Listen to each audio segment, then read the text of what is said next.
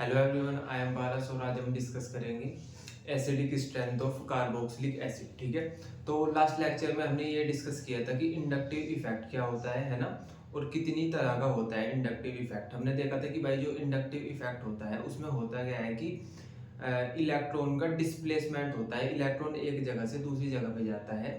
Different different electronegativity के atom present होने के कारण, मतलब हमारे पास दो डिफरेंट डिफरेंट इलेक्ट्रोनेगेटिविटी के एटम होते हैं, है ना। एक की इलेक्ट्रोनेगेटिविटी ज़्यादा होती है, एक की इलेक्ट्रोनेगेटिविटी कम होती है। तो जो इलेक्ट्रॉन होते हैं वो स्लाइटली शिफ्ट कर जाते हैं हाईली इलेक्ट्रोनेगेटिव एटम की तरफ। ठीक है, तो हम इसको बोल देते हैं कि एटम का डिस्प्लेसमेंट हो रहा है। और हो क्यों रहा है? क्योंकि हमारे पास डिफरेंट डिफरेंट इलेक्ट्रोनेगेटिविटी के एटम थे। ठीक है, तो इसको हम इंडक्टिव इफेक्ट बोल लेते हैं ना। अब ये दो तरह के होते हैं, एक तो प्लस आई इंडक्टिव इफेक्ट होता है, एक माइनस आई इंडक्टिव इफेक्ट होता है। तो माइनस आई इंडक्टिव इफेक्ट कब शो होता है? कि जब हमारे पास कार्बन की चेन में कोई ऐसा ग्रुप होता है जो कार्बन की चेन से इलेक्ट्रॉन को विड्रॉल करता है, इलेक्ट्रॉन को अपनी तरफ अट्रैक्ट करता है, तो उस वाले इंडक्टिव इफेक्ट को हम बोल देते हैं माइनस आई इंडक्टिव इफेक्ट। माइनस आई मतलब हमारे पास जो कार्बन की चेन है उसमें से इलेक्ट्रॉन माइनस हो रहे हैं, है ना। ठीक है, इसको ऐसे याद रखना। तो इसको तो बोल देंगे हम कि माइनस आई इंडक्टिव इफेक्ट, है ना। एक होता है हमारे पास प्लस आई इंडक्टिव इफेक्ट। प्लस आई इंडक्टिव इफेक्ट में कोई ऐसा ग्रुप होता है कार्बन की चेन में कि वो कार्बन की चेन से इलेक्ट्रॉन को विड्रॉल नहीं करता, वो अपने इलेक्ट्रॉन डोनेट करता है कार्बन की चेन को। ठीक है, तो इसको बोल देते हैं हम प्लस आई इंडक्टिव इफेक्ट, है ना। तो बेसिकली ये हमारे पास इंडक्टिव इफेक्ट हमने लास्ट लेक्चर में डिस्कस किया था। फिर हमने एप्लीकेशन देखी थी इंडक्टिव इफेक्ट की, कि फर्स्ट एप्लीकेशन में इंडक्टिव इफेक्ट ने हमको ये समझाया था कि जो कार्बोकैटायन होता है जैसे जैसे उस पर एल्काइल ग्रुप आके अटैच होते हैं वो स्टेबल होता चला जाता है। ऐसा क्यों होता है? ये हमको इंडक्टिव इफेक्ट ने समझाया था लास्ट लेक्चर में। सेकंड पॉइंट ये समझाया था कि जो हमारे पास कार्बो एनायन होता है जैसे जैसे उस पर एल्काइल ग्रुप आके अटैच होते हैं वो अनस्टेबल होता चला जाता है। तो वो अनस्टेबल क्यों होता है, कार्बोकैटायन स्टेबल क्यों होता है, ये फर्स्ट एप्लीकेशन में हमने लास्ट वाले लेक्चर में डिस्कस कर लिया था। तो बेसिकली आज हम डिस्कस करेंगे एसिडिक स्ट्रेंथ ऑफ एसिड, कि हमारे पास कोई भी एसिड है हम उसकी स्ट्रेंथ को कैसे चेक करते हैं कि वो ज़्यादा स्ट्रेंथ वाला एसिड है या कम स्ट्रेंथ वाला एसिड है ना। और उसको हम चेक करेंगे with help of inductive effect. Clear है वाला पॉइंट? ठीक है, तो बेसिकली हमको आज का टॉपिक पढ़ना है कि acidic strength of carboxylic acid, है ना। इसके बाद हम फिर क्वेश्चंस सोल्व करेंगे, है ना। तो acidic strength of carboxylic acid discuss करेंगे, मींस कि यहाँ पे हम देखेंगे कि कार्बोक्सिलिक एसिड होता है जो उसकी एसिडिक स्ट्रेंथ तो हम डिस्कस करेंगे। बाकी सेम ही होता है, अगर हमको किसी भी एसिड की, मैं बोल रहा हूँ कि कार्बोक्सिलिक एसिड से अलग जितने भी एसिड्स होते हैं उनकी स्ट्रेंथ हम कैसे चेक करते हैं वो हम डिस्कस करेंगे, है ना। तो बेसिकली हमारे पास एसिड होते कौन से हैं? एसिड वो होते हैं कि जो अपना H पॉजिटिव आयन बड़ी आसानी से डोनेट कर देते हैं। भाई कोई भी एसिड मतलब अच्छा एसिड तब होगा जब वो इजीली अपना H positive ion easily donate कर देगा, कोई नखरे नहीं करने का, कुछ नहीं करने का। अगर H पॉजिटिव आयन कोई भी एसिड इजीली डोनेट कर रहा है तो हम उसको एसिड बोल देंगे।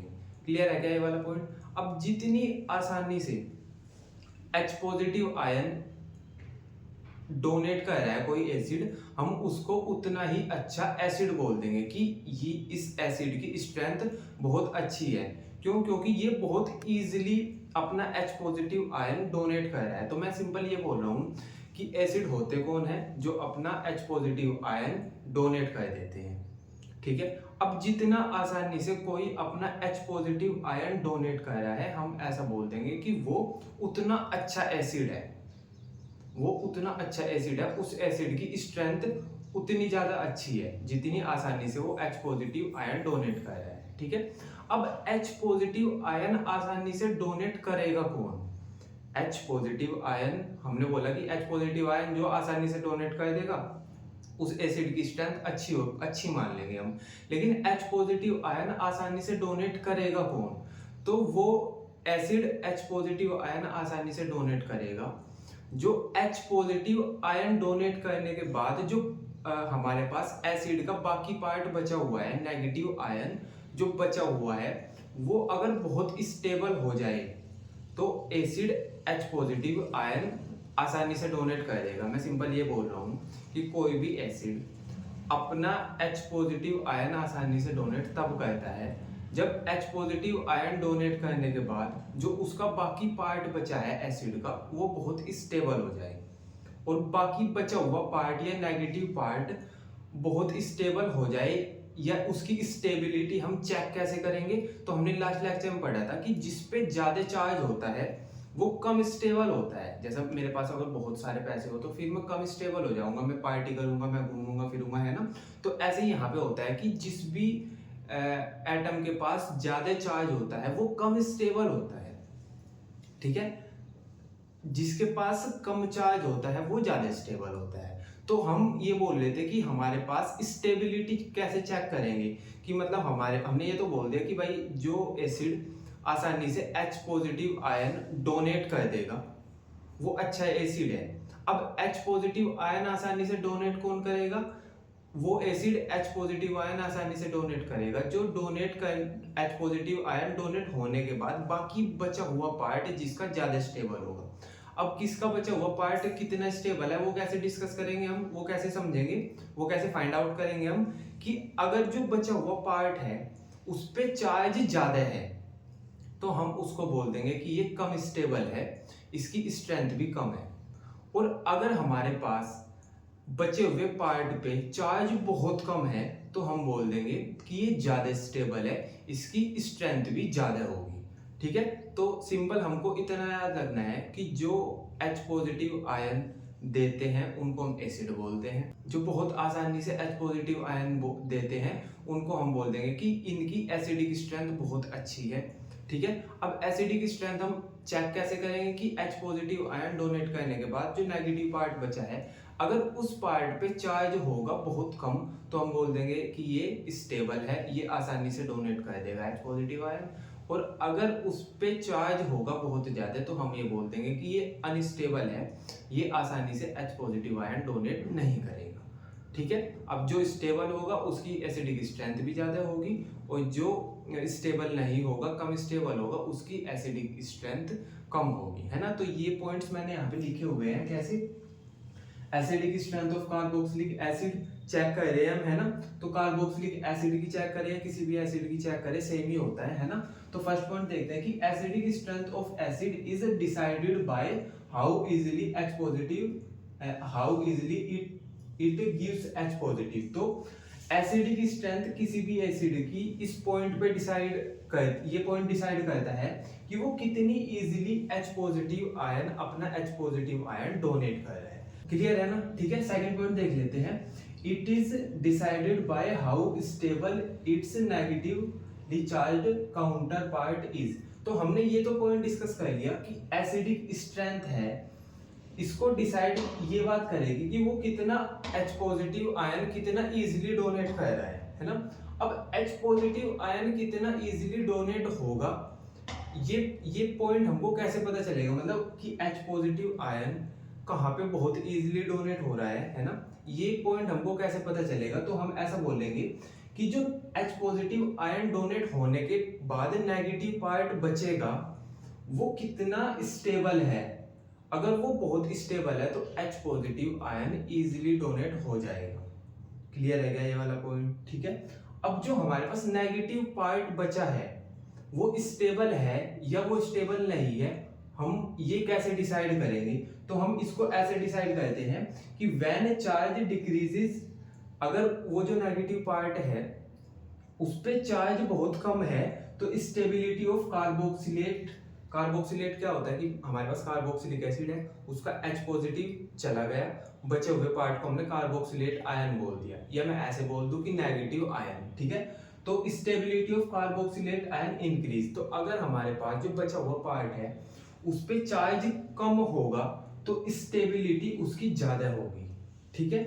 Then acidic strength of acid will increase. तो स्टेबिलिटी अगर ज्यादा होगी तो उसकी एसिडिक स्ट्रेंथ भी ज्यादा होगी। तो हम सिंपल ये बोल रहे हैं कि जो नेगेटिव पार्ट है H पॉजिटिव डोनेट करने के बाद जो नेगेटिव पार्ट है अगर उस पे चार्ज कम होगा तो उसकी स्टेबिलिटी ज्यादा होगी, और स्टेबिलिटी ज्यादा होगी तो उसकी एसिडिक स्ट्रेंथ अच्छी होगी, ठीक है।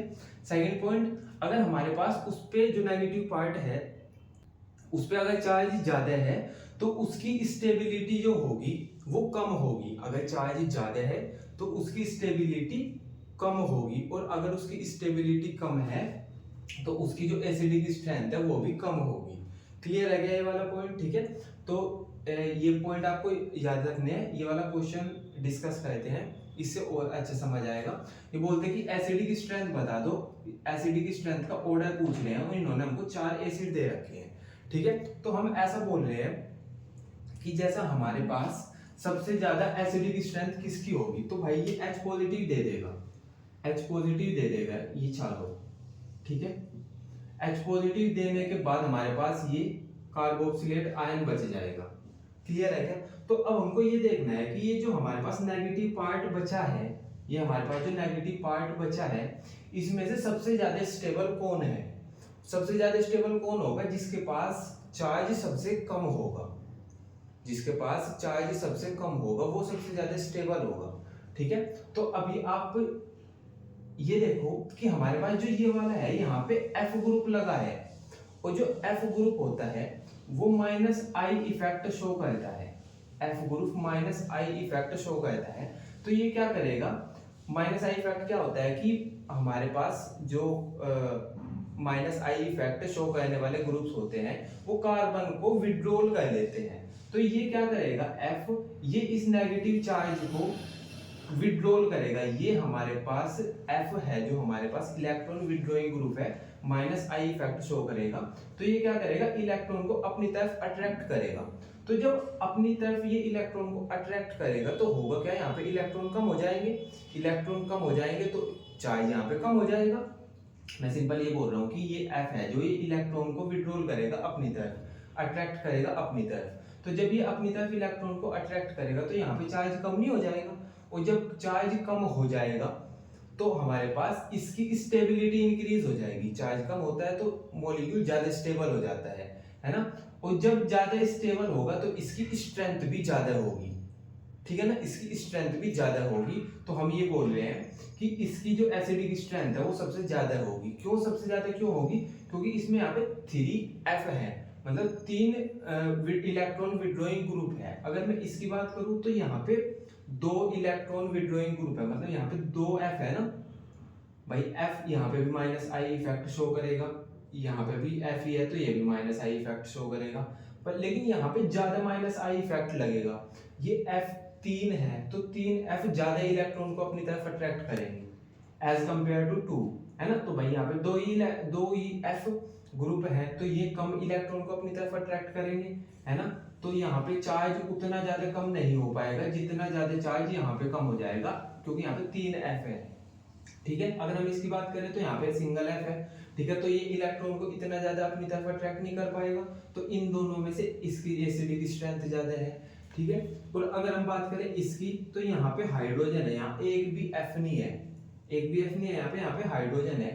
होता है हाइड्रोजन भी electron withdrawing group he, -I effect he show करता है ये भी, लेकिन ये उतना पावरफुल नहीं होता जितना F होता है। ठीक है, F इलेक्ट्रॉन ज्यादा विड्रॉल करता है। ठीक है, तो ये उतने इलेक्ट्रॉन विड्रॉल नहीं कर पाएगा इसमें से, है ना। और जब इतने ज्यादा इलेक्ट्रॉन विड्रॉल ये नहीं कर पाएगा तो यहाँ पे जो चार्ज डेंसिटी है, ये जो इलेक्ट्रॉन है वो ज्यादा होंगे तो चार्ज भी यहाँ पे ज्यादा होगा, या मैं ऐसा बोल दूं चार्ज डेंसिटी यहाँ पे ज्यादा होगी।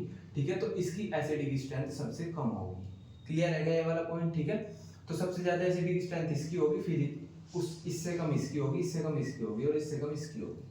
क्लियर है क्या ये वाला पॉइंट? ठीक है, तो अभी हम एक क्वेश्चन और डिस्कस कर लेते हैं इस पे ही। तो देख लेते हैं फर्स्ट क्वेश्चन। बोलते कि एसिडिक स्ट्रेंथ बता दो, और इन्होंने हमको 3 ऑप्शन मतलब 3 मॉलिक्यूल्स दे रखे हैं, है ना। बोलते कि आपको इनको अरेंज करना है कि किसकी एसिडिक स्ट्रेंथ ज्यादा है और किसकी एसिडिक स्ट्रेंथ कम है। क्लियर है वाला पॉइंट? ठीक है, तो अब हम ये देखते हैं कि एसिडिक स्ट्रेंथ उसकी ज्यादा होती है जो ज्यादा स्टेबल होता है। और स्टेबिलिटी हम कैसे चेक करते हैं कि जिसके पास कम नेगेटिव चार्ज होगा या जिसके पास कम चार्ज होगा वो ज्यादा स्टेबल है। तो अब पहले ये देख लो कि इन तीनों में से सबसे कम चार्ज किसके पास है ना। तो आप देखो सबसे पहले कि यहाँ पे हमारे पास NO2 ग्रुप लगा हुआ है। NO2 ग्रुप क्या होता है, माइनस आई इफेक्ट शो करता है। ये क्या कहता है, माइनस आई इफेक्ट शो करता है ना। यहाँ पे कौन सा ग्रुप लगा हुआ है, यहाँ पे प्लस, यहाँ पे CH3 ग्रुप लगा है, और जो CH3 ग्रुप होता है ये प्लस आई इफेक्ट शो करता है ना। तो ये प्लस आई इफेक्ट शो करता है। तो जो माइनस आई इफेक्ट होता है ये क्या कहता है, ये इलेक्ट्रॉन को, मतलब जो माइनस आई इफेक्ट शो करने वाला ग्रुप होता है ये इलेक्ट्रॉन को विड्रॉ करता है, इलेक्ट्रॉन को अपनी तरफ अट्रैक्ट करता है। तो जब ये यहाँ पे NO2 लगा है, माइनस आई इफेक्ट शो करेगा, तो ये यहाँ से इलेक्ट्रॉन को अपनी तरफ अट्रैक्ट करेगा, अपनी तरफ विड्रॉल करेगा। तो उससे होगा क्या, यहाँ पे इलेक्ट्रॉन डेंसिटी कम होगी, मींस इलेक्ट्रॉन कम हो जाएंगे, और जब इलेक्ट्रॉन यहाँ से कम हो जाएंगे तो इस पे चार्ज कम हो जाएगा।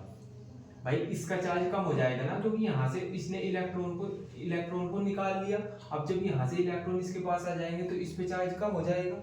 ठीक है, अगर मैं बात करूं इस वाले की, तो इसमें होगा क्या कि हमारे पास जो प्लस आई इफेक्ट शो करने वाला ग्रुप लगा है, ठीक है, तो ये क्या करेगा, ये इलेक्ट्रॉन डोनेट करता है। मतलब जो प्लस आई इफेक्ट शो करने वाला ग्रुप होता है वो इलेक्ट्रॉन को अपनी तरफ विड्रॉल नहीं करता, वो डोनेट करता है। तो ये क्या करेगा, यहाँ पे इलेक्ट्रॉन को डोनेट करेगा।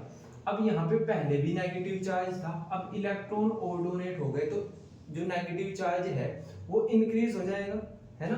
तो वो नेगेटिव चार्ज ये प्लस आई इफेक्ट शो करने वाले ग्रुप की वजह से यहाँ पे इंक्रीज हो गया। ठीक है, अब जब चार्ज ज्यादा बढ़ गया, अब जब चार्ज बहुत ज्यादा हो जाता है तो स्टेबिलिटी कम हो जाती है ना।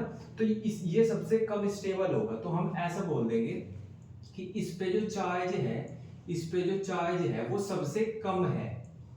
ठीक है, इसलिए ये ज्यादा स्टेबल है, इसलिए ये ज्यादा स्टेबल है। इस पे चार्ज सबसे ज्यादा कम है, क्यों, क्योंकि इसका चार्ज था वो NO2 ने निकाल लिया, मतलब इलेक्ट्रॉन विड्रॉल कर लिया NO2 ने। ठीक है, तो चार्ज इस पे कम हुआ तो इसकी स्टेबिलिटी बढ़ गई, और जब इसकी स्टेबिलिटी बढ़ जाएगी तो हम ऐसा बोल देंगे कि अब इसकी स्ट्रेंथ ज्यादा हो गई। भाई जो ज्यादा स्टेबल होता है वो ज्यादा पावरफुल होता है ना, उसकी स्ट्रेंथ ज्यादा होती है। तो हमने ऐसा बोल दिया कि ये ज्यादा स्टेबल है, और जो ज्यादा स्टेबल होता है उसकी स्ट्रेंथ भी ज्यादा होती है। तो हम ये बोल देंगे कि इस वाले की जो एसिडिक स्ट्रेंथ है, जो एसिडिक स्ट्रेंथ है वो सबसे ज्यादा है। ठीक है, इसकी एसिडिक स्ट्रेंथ सबसे ज्यादा है, तो हम बोल देंगे कि इसकी एसिडिक स्ट्रेंथ सबसे ज्यादा है। क्लियर है ये वाला पॉइंट। ठीक है, अब अगर हम बात इसकी करें तो इसमें हुआ क्या है, इसमें चार्ज इंक्रीज हो गया, इसमें चार्ज इंक्रीज हो गया तो स्टेबिलिटी डिक्रीज हो जाती है। भाई जब हमारे पास चार्ज ज्यादा होता है, पैसे ज्यादा होते हैं, तो हम स्टेबल नहीं होते, फिर हम एक जगह नहीं बैठते, फिर हम घूमते फिरते हैं। ऐसे ही क्या हुआ, यहाँ पे चार्ज इंक्रीज हो गया इस ग्रुप की वजह से। अब चार्ज इंक्रीज होगा तो स्टेबिलिटी कम हो जाएगी, और जब स्टेबिलिटी कम हो जाती है तो एसिडिक स्ट्रेंथ भी कम हो जाती है। ठीक है, तो हम ऐसा बोल देंगे कि इसकी एसिडिक स्ट्रेंथ सबसे कम है। ठीक है, तो इसकी एसिडिक स्ट्रेंथ सबसे कम है। ठीक है, क्योंकि इस पे सबसे ज्यादा चार्ज है ना। अब इस पे तो कोई हमारे पास कोई भी ग्रुप नहीं लगा हुआ ना, तो यहाँ पे प्लस आई इफेक्ट शो करने वाला ग्रुप है ना, यहाँ पे माइनस आई इफेक्ट शो करने वाला ग्रुप है। ठीक है, तो सबसे ज्यादा चार्ज इस पे है, तो हमने बोल दिया इसलिए इसकी जो स्टेबिलिटी है, सॉरी जो इसकी स्ट्रेंथ है वो सबसे कम होगी, है ना। तो इससे ज्यादा स्ट्रेंथ होगी इसकी। क्यों, ऐसा क्यों हो, क्योंकि भाई इस पे बहुत ज्यादा चार्ज है तो सबसे कम स्टेबल है। इसके कंपैरिजन पे इस, मतलब इस, अगर हम इन दोनों को कंपेयर करें तो जितना चार्ज इस पे है इससे कम है इस पे चार्ज, क्योंकि ना तो इसके इलेक्ट्रॉन किसी ने निकाले ना इसको किसी ने इलेक्ट्रॉन दिए, है ना। तो इससे कम चार्ज है इस पे, तो इसलिए ये वाला इससे ज्यादा स्टेबल होगा, और ये इससे ज्यादा स्टेबल है तो इसकी एसिडिक स्ट्रेंथ भी ज्यादा होगी।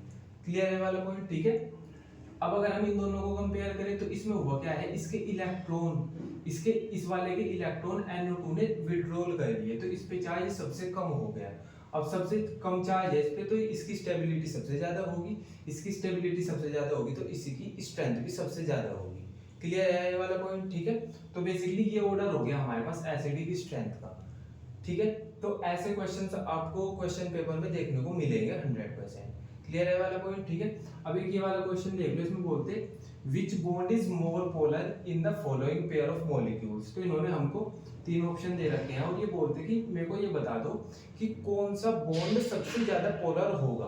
अब हमने ये डिस्कस किया था कि सबसे ज्यादा पोलर वो वहां पे, मतलब जो सबसे ज्यादा पोलर बॉन्ड वहां पे देखने को मिलता है जहां पे इलेक्ट्रोनेगेटिविटी का डिफरेंस बहुत ज्यादा होता है। भाई 2 एटम है, दोनों एटम्स की जो इलेक्ट्रोनेगेटिविटी अलग अलग है, तो जिसकी इलेक्ट्रोनेगेटिविटी ज्यादा होगी वो शेयरिंग के इलेक्ट्रॉन को अपनी तरफ शिफ्ट करा लेगा।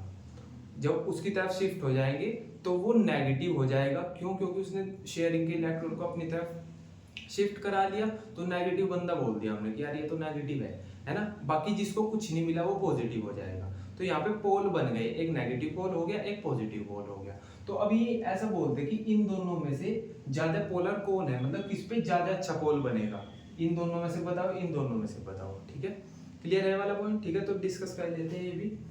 तो हमारे पास यहाँ पे क्या है कि कार्बन और हाइड्रोजन है, हमारे पास कार्बन और हाइड्रोजन है। ठीक है, और यहाँ पे कार्बन और Br है। ठीक है, तो हमको ये पता होता है कि जितना डिफरेंस कार्बन और हाइड्रोजन की इलेक्ट्रोनेगेटिविटी में है उससे ज्यादा डिफरेंस कार्बन और Br की इलेक्ट्रोनेगेटिविटी में है। मतलब मैं ये बोल रहा हूँ कि हमारे पास Br ज्यादा इलेक्ट्रोनेगेटिव होता है एज कंपेयर टू हाइड्रोजन। तो यहाँ पे कार्बन और Br के बीच में बॉन्ड है, Br ज्यादा इलेक्ट्रोनेगेटिव है, तो ये शेयरिंग के इलेक्ट्रॉन को अपनी तरफ अट्रैक्ट कर लेगा, अपनी तरफ शिफ्ट कर लेगा। अब जब दोनों इलेक्ट्रॉन ये अपनी तरफ शिफ्ट हो जाएंगे, Br की तरफ शिफ्ट हो जाएंगे, तो इस पे डेल्टा नेगेटिव चार्ज आ जाएगा, छोटा सा नेगेटिव चार्ज आ जाएगा इस पे ऐसे। ठीक है, और क्योंकि इसके इलेक्ट्रॉन इसकी तरफ शिफ्ट हो गए और इसने होने दिए उनको, ठीक है, तो इस पे डेल्टा पॉजिटिव चार्ज हो जाएगा। तो ये ये इसके इलेक्ट्रॉन को अपनी तरफ शिफ्ट करा के नेगेटिव बंदा बन गया, है ना, और ये पॉजिटिव बन गया, है ना। तो अब इनमें क्या हो गया, पोल बन गए भाई, एक नेगेटिव हो गया, एक पॉजिटिव हो गया, तो इनके बीच पोल बन गए। ठीक है, अगर हम बात इसकी करें तो जितना इलेक्ट्रोनेगेटिव Br था उतना इलेक्ट्रोनेगेटिव हाइड्रोजन नहीं होता, है ना। हाइड्रोजन बहुत कम इलेक्ट्रोनेगेटिव होता है, तो ये इतना ज्यादा शेयरिंग के इलेक्ट्रॉन को अपनी तरफ अट्रैक्ट या अपनी तरफ शिफ्ट नहीं करा पाता। तो इन दोनों में से जो ज्यादा पोलर है वो ये वाला है। क्लियर है क्या ये वाला पॉइंट? ठीक है, सेकंड वाला देखो, यहाँ पे क्या है, हमारे पास कार्बन और ऑक्सीजन है, कार्बन और ऑक्सीजन के बीच बॉन्ड का फॉर्मेशन हो रखा है, यहाँ पे कार्बन और नाइट्रोजन के बीच बॉन्ड का फॉर्मेशन हो रखा है। ठीक है, तो अब हमको ये देखना है कि हमारे पास नाइट्रोजन की इलेक्ट्रोनेगेटिविटी भी अच्छी होती है और ऑक्सीजन की इलेक्ट्रोनेगेटिविटी भी अच्छी होती है। अब कैसे पता चलेगा किसकी ज्यादा है? क्योंकि जिसकी इलेक्ट्रोनेगेटिविटी ज्यादा होगी वही ज्यादा इलेक्ट्रॉन को अपनी तरफ शिफ्ट करा पाएगा, वही ज्यादा पोलर होगा। तो देख लेते हैं, हमने यहाँ पे हल्का सा पीरियोडिक, मैंने आपको ऐसा बताया था ना, जैसे हमारे पास ये पीरियोडिक टेबल होती है, तो जैसे हम इधर पीरियड्स में मूव करते हैं, लेफ्ट टू राइट जाते हैं, तो इलेक्ट्रोनेगेटिविटी इंक्रीज कर जाती है, और जब हम टॉप टू बॉटम जाते हैं तो इलेक्ट्रोनेगेटिविटी डिक्रीज कर जाती है। ठीक है, तो अभी हम देख लेते हैं, यहाँ पे हमारे पास नाइट्रोजन है और ऑक्सीजन है। तो नाइट्रोजन हमारे पास यहाँ पे है और ऑक्सीजन हमारे पास यहाँ पे है, और हम बोलते हैं कि जब भी हम लेफ्ट टू राइट जाते हैं तो इलेक्ट्रोनेगेटिविटी इंक्रीज कर जाती है। मींस जितनी B की इलेक्ट्रोनेगेटिविटी है उससे ज्यादा इलेक्ट्रोनेगेटिव कार्बन है, उससे ज्यादा नाइट्रोजन है और उससे ज्यादा ऑक्सीजन है। तो हमको यहाँ से ये पता चल गया कि नाइट्रोजन से ज्यादा है ऑक्सीजन इलेक्ट्रोनेगेटिव। ठीक है, तो अब हम देखें कि भाई नाइट्रोजन कम इलेक्ट्रोनेगेटिव होता है, ऑक्सीजन ज्यादा इलेक्ट्रोनेगेटिव होता है। ठीक है, तो अब कार्बन और ऑक्सीजन के बीच में बॉन्ड है, ये ऑक्सीजन क्या करेगा, ये शेयरिंग के इलेक्ट्रॉन को अपनी तरफ शिफ्ट करा लेगा। अब जब ये दोनों इलेक्ट्रॉन को अपनी तरफ शिफ्ट करा लेगा तो इस पे डेल्टा नेगेटिव आ जाएगा, इस पे डेल्टा पॉजिटिव आ जाएगा, है ना। तो पोल बन जाएंगे यहाँ पे। ठीक है, पोल यहाँ पे भी बन जाएंगे, क्यों? क्योंकि नाइट्रोजन यहाँ पे भी इलेक्ट्रोनेगेटिव है, ये शेयरिंग के इलेक्ट्रॉन को अपनी तरफ अट्रैक्ट कर लेगा, है ना। तो इस पे डेल्टा नेगेटिव आ जाएगा, इस पे डेल्टा पॉजिटिव आ जाएगा, लेकिन यहाँ पे ज्यादा स्ट्रॉन्ग पोलर बॉन्ड बनेगा। क्यों? क्योंकि यहाँ पे ऑक्सीजन ज्यादा इलेक्ट्रोनेगेटिव है नाइट्रोजन से। क्लियर है क्या? तो जो हमारे पास मोर पोलर बॉन्ड यहाँ पे फॉर्म होगा, है ना, अगर हम इन दोनों को कंपेयर करें। क्लियर है क्या ये वाला पॉइंट? ठीक है, थर्ड वाला देख लेते हैं।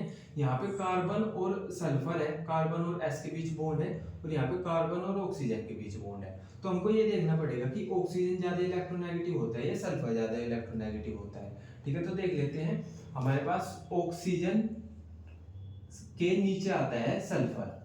ठीक है, तो अब हमको पता है कि जैसे जैसे हम टॉप टू बॉटम जाते हैं इलेक्ट्रोनेगेटिविटी डिक्रीज होती है, मतलब ऑक्सीजन की जितनी इलेक्ट्रोनेगेटिविटी है सल्फर की उससे कम है। क्लियर है क्या ये वाला पॉइंट? ठीक है, तो ऑक्सीजन ज्यादा इलेक्ट्रोनेगेटिव है और सल्फर कम इलेक्ट्रोनेगेटिव है। ठीक है, तो अब ऑक्सीजन है ज्यादा इलेक्ट्रोनेगेटिव है ना, तो ये क्या करेगा, जो दोनों इलेक्ट्रॉन शेयरिंग के इलेक्ट्रॉन है इनको अपनी तरफ अट्रैक्ट करेगा, अब अपनी तरफ शिफ्ट करा लेगा। अब जब ऑक्सीजन शिफ्ट करा लेगा तो इस पे माइनस डेल्टा चार्ज आ जाएगा, है ना। ठीक है, और इस पे प्लस डेल्टा चार्ज आ जाएगा, मतलब इस पे हल्का सा माइनस चार्ज आ जाएगा, इस पे हल्का सा पॉजिटिव चार्ज आ जाएगा, और इनके बीच में पोल बन गए हैं, है ना, क्योंकि एक नेगेटिव हो गया एक पॉजिटिव हो गया। ठीक है, अगर हम बात करें कार्बन और सल्फर की, तो सल्फर भी शिफ्ट करा लेगा इलेक्ट्रॉन अपनी तरफ, इस पे भी नेगेटिव चार्ज आ जाएगा, इस पे भी पॉजिटिव, कार्बन पे पॉजिटिव चार्ज आ जाएगा, लेकिन ज्यादा अच्छा पोलर बॉन्ड यहाँ पे बनेगा। क्यों? क्योंकि ऑक्सीजन सल्फर से ज्यादा इलेक्ट्रोनेगेटिव होता है ना, ये ज्यादा अच्छा इलेक्ट्रॉन का शिफ्ट अपनी तरफ करा सकता है।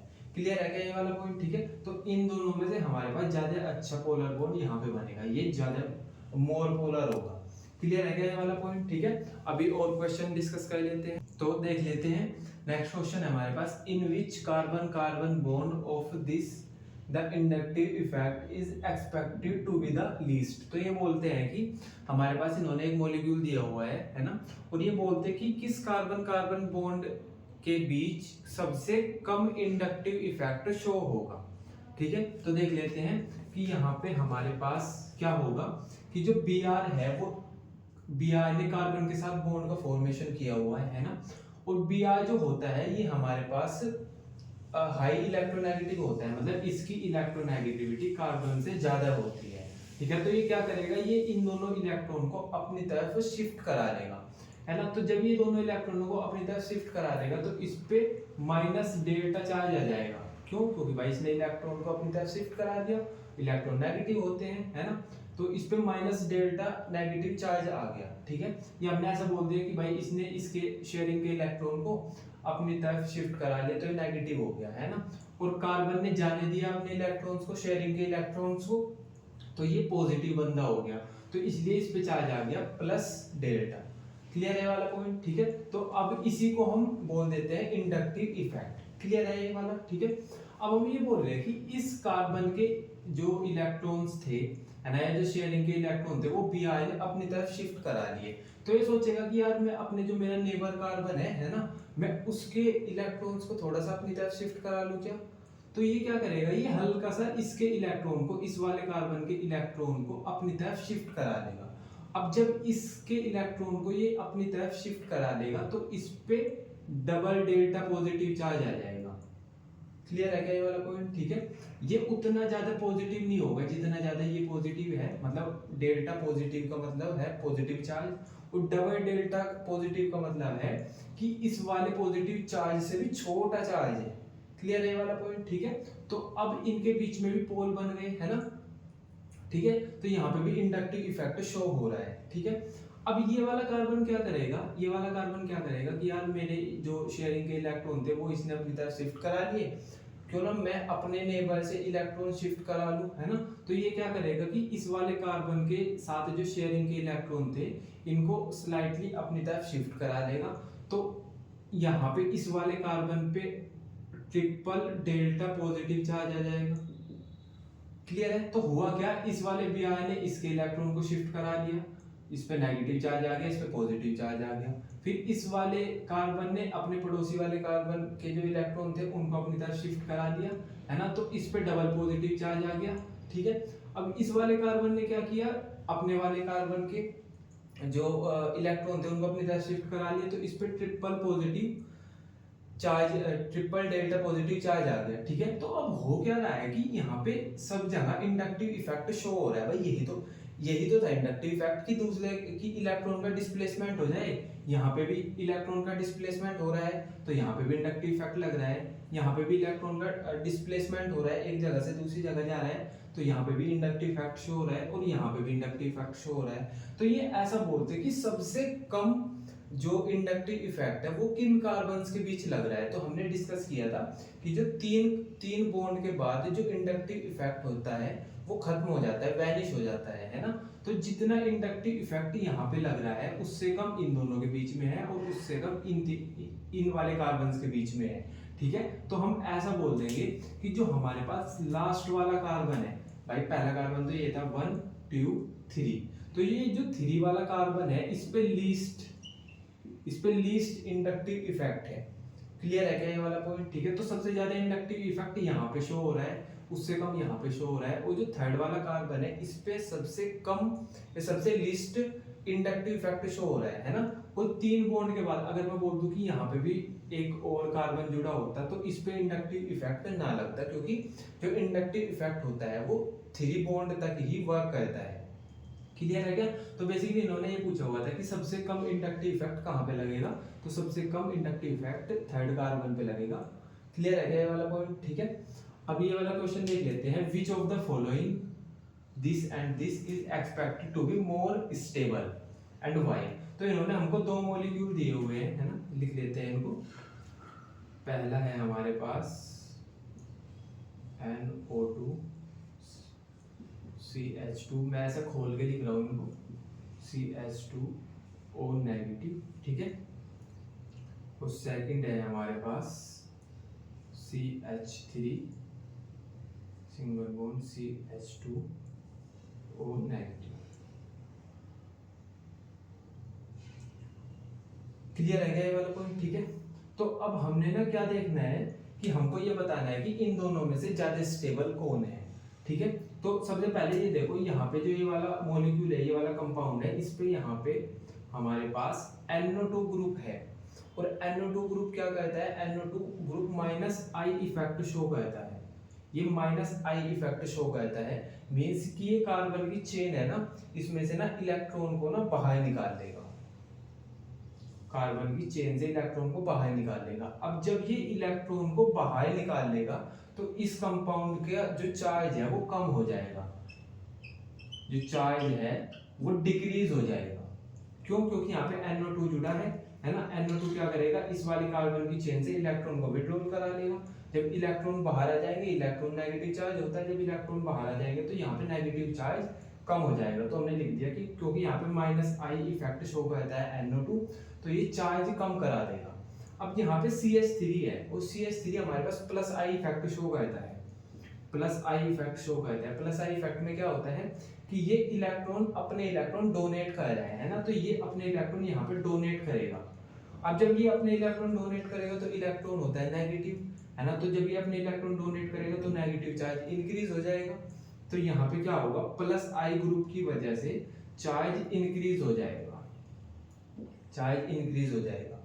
अब हमने ये बहुत बार डिस्कस किया कि जब भी किसी के पास ज्यादा चार्ज होता है तो वो कम स्टेबल होता है। अगर हमारे पास ज्यादा पैसे हैं तो फिर हम स्टेबल नहीं रह पाएंगे, हम एक जगह नहीं बैठेंगे, हम बाहर मौज मस्ती करेंगे, ट्रिप जाएंगे, है ना, ठीक है। तो हमको ये पता होता है कि अगर किसी के पास ज्यादा चार्ज है तो वो कम स्टेबल है, ठीक है। तो अगर किसी के पास ज्यादा चार्ज है, जैसे इसके पास ज्यादा चार्ज है तो ये कम स्टेबल है, ये कम स्टेबल है, और जिसके पास कम चार्ज है वो ज्यादा स्टेबल है, वो ज्यादा स्टेबल है, ठीक है। तो इन्होंने ऐसे ही बोला था कि 2 मॉलिक्यूल्स है हमारे पास, इनमें से आप ये बता दो कौन ज्यादा स्टेबल है। तो हम बोल देंगे कि जो फर्स्ट वाला है, जो हमारे पास फर्स्ट वाला है वो ज्यादा स्टेबल है एज कंपेयर टू सेकंड वाला। क्यों?